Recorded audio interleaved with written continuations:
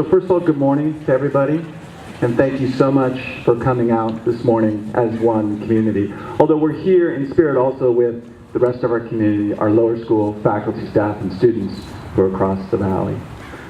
So this morning we're here to really do two things, and that's to remember and to honor. And for probably most of us, if not all of us, students, we're asked to remember something that we weren't alive when it happened. So we know it in the abstract, we talk about it in our classrooms, yet all the more reason for us as a community to remember those events, because even though we weren't there, it's a part of us because it's our history. And so we remember those extraordinary men and women, those first responders. We remember those families, those aunts and uncles, sisters and brothers, whose lives were lost or who lost a loved one. But for those of you who maybe had the opportunity to go to New York, you know that the mission of the 9/11 Remembrance is not just to remember, but probably more importantly, it's to honor. And they will tell us that the way that we can best honor those men and women is by being a good citizen. And what that really means for you and me, it means doing our part by being kind. Now here's one thing that's very true. Whatever you and I choose to do today can't change the past. But you know what it can do? It absolutely can influence the future. So as we look back on these events, let's look forward and let's think about how I can be a little bit better. And so here's our challenge, how we will honor those victims. A word of kindness, a note of gratitude, a simple gesture to a friend, to a family member, to a teacher, or to a student, just letting them know that you care. If we do that as a community, then we have remembered and we have honored on 9/11. It is now my honor to turn the mic over to the Upper School Associate Student Body Awareness Director, Isabella Walter Mead. She's going to stand there, not on the rock.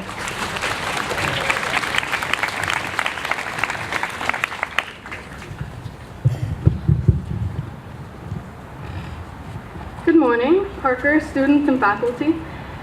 I'd like to thank you all for taking the time to join together here today in remembrance of a tragedy that's spoken of less and less, and yet remains monumentally important. 17 years ago today, 2,977 people lost their lives. Almost 3,000 people who never saw September 12, 2001. Many sacrificed themselves in the face of terror and violence to save others. 343 firefighters and paramedics who spent their last moments fighting for humanity, 71 law enforcement officers, 55 military personnel, 2,135 civilians, 372 non-US citizens. The passengers on Flight 93 gave their lives to save others. So you could hug your mom one more time, or live out your dream of becoming the next president, or so one of us could go on to do the things that they would no longer get to.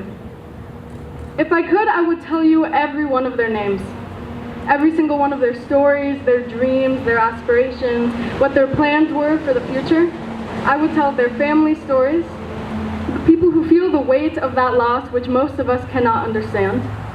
Each one deserves to be honored individually, deserves to be remembered as a person, not a number. After this catastrophic loss, so much of our nation came together, rose above hate. American spirit prevailed over malevolence and fear. But some let fear overwhelm and transform to hatred and blame.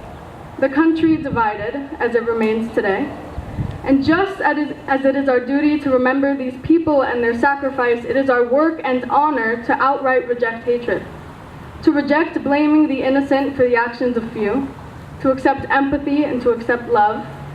Sandy Dahl was the wife of the pilot of Flight 93, Jason Dahl. She became a powerful advocate for preserving her husband's memory and honoring the heroism of those aboard Flight 93. In her words, if we learn nothing else from this tragedy, we learn that life is short and there is no time for hate. Courage is defined in two ways. First, as the ability to do something that frightens one. And as Franklin D. Roosevelt said, courage is not the absence of fear, but rather the assessment that something else is more important than it. On that day, humanity was more important than fear. From first responders who ran into a living nightmare, to passengers of Flight 93 who were confronted with a decision none of us have dreamt of facing. That day, and those that followed, held the most courage this country has seen in a long time, a courage that carries us on as a nation. Now there remains a second definition of courage, to show strength in the face of pain or grief. That day we learned how America shows that strength. We learned in experiencing a loss so incomprehensible and so tragic, how the United States would show courage and come together. And unified, we remember that courage. Now students, none of us share that experiences. We were not witnesses to the world transforming before our eyes. A generation unable to imagine any world but a post-9/11 world, unable to recall a time without security and bag checks at museums, concerts, or theme parks, unable to recall a time where entire peoples weren't denigrated because of the actions of few. But because of the sacrifices of many, we get to be here with the opportunity to change that, to change our world. And as we carry on, we must remember that it is our duty to remember these people and to honor their legacies, to acknowledge the role that day played in shaping the world we are so accustomed to today, although we did not experience it. Today, we remember those 2,977 people. We remember their families and their loss. We remember courage, and we look forward to a better tomorrow together. Now, before we dismiss, I would like to remind everybody that directly following this ceremony, there will be a panel discussion held in Nicholas Commons to delve deeper into the legacy of 9/11. Lunch will be provided. Please join us if you wish to learn more about 9/11 and the ways in which it shapes our world. And at this time, I would like to ask you all to face the flag. As we are led in the half-mast ceremony in honoring the victims and heroes of 9/11, we will engage in a moment of silence as a gesture of respect, a personal moment of prayer, reflection, meditation, or silent contemplation.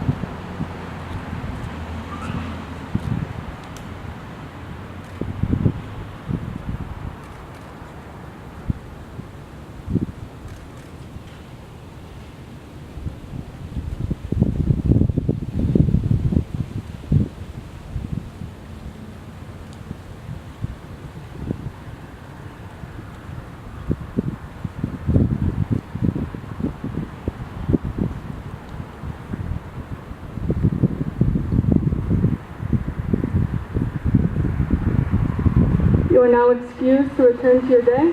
Please maintain a mindset of respect and reflection. Thank you.